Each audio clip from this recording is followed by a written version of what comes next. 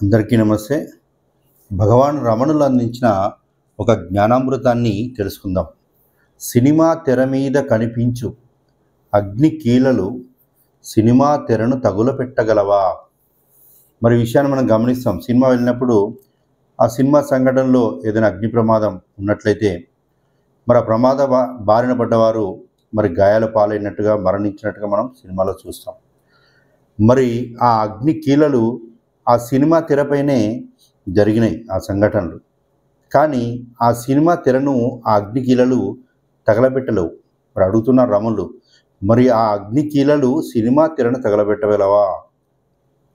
తెరపై కనిపించు నీటి జలపాతము తెరను తడపగలదా? మరి ఎన్నో జలపాతాలు కూడా ఆ సినిమాలో చూపిస్తారు. నదులు, సముద్రాలు అని, జలపాతాలని. మరి మనం చూస్తానికి చాలా సుందరంగా, మనోహరంగా కనబడుతూనే ఉంటాయి.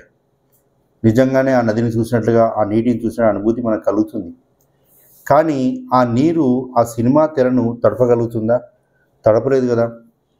నిప్పు, నీరు, మరి అగ్ని కానీ, ఆ నీరు కానీ మొదలగునవి మరి ఇంకా ఎన్నో సంఘటనలు జరుగుతూ ఉంటాయి.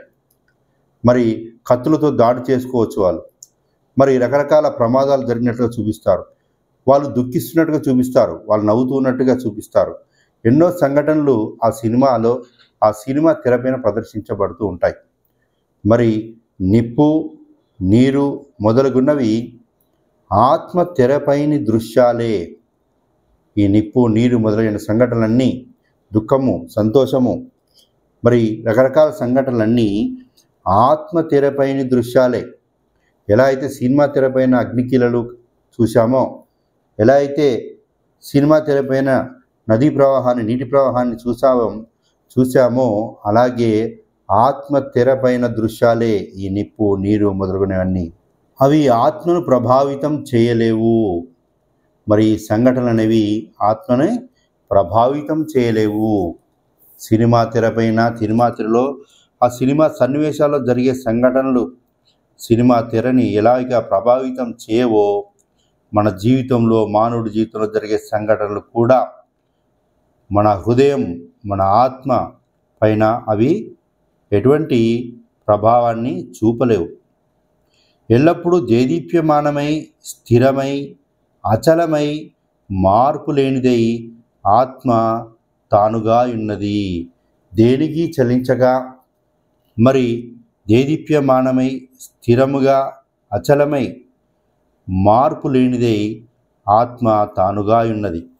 మరి ఏది మార్పు లేకుండా భూతకాలంలోనూ, వర్తమాన కాలంలోనూ, భవిష్యత్ కాలంలోనూ ఎప్పటికీ మార్పు చెందకుండా ఉండేదే సత్యము. అదే ఆత్మ పదార్థము.